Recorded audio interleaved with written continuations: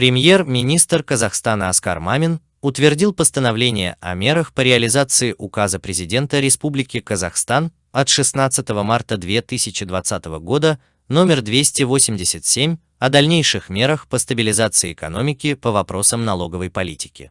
На период до 1 октября 2020 года установить ставку налога на добавленную стоимость в размере 8% при совершении оборотов по реализации и импорте товаров, включенных в перечень социально значимых продовольственных товаров, утвержденный постановлением правительства Республики Казахстан от 1 марта 2010 года номер 145.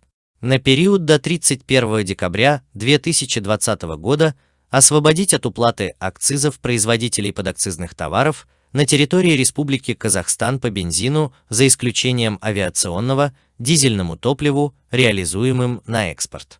На 2020 год установить коэффициент 0 к ставкам налога на имущество юридических лиц и индивидуальных предпринимателей по объектам налогообложения, используемым при осуществлении предпринимательской деятельности в сфере туризма, общественного питания и гостиничных услуг.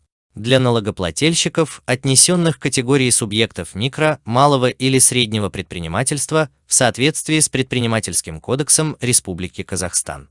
Предоставить отсрочку срока уплаты по всем налогам и другим обязательным платежам в бюджет, а также социальным платежам до 1 июня 2020 года.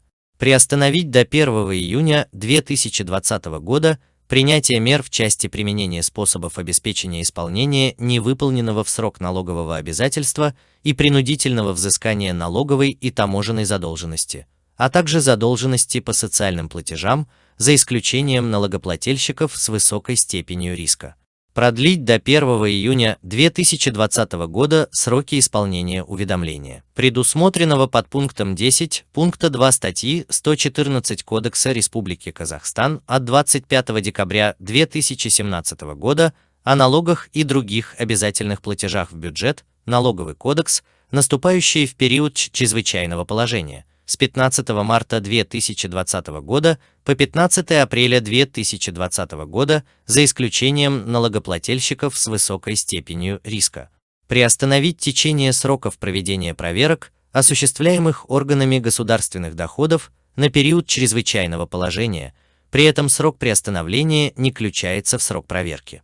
Настоящее постановление вводится в действие со дня его подписания и подлежит официальному опубликованию.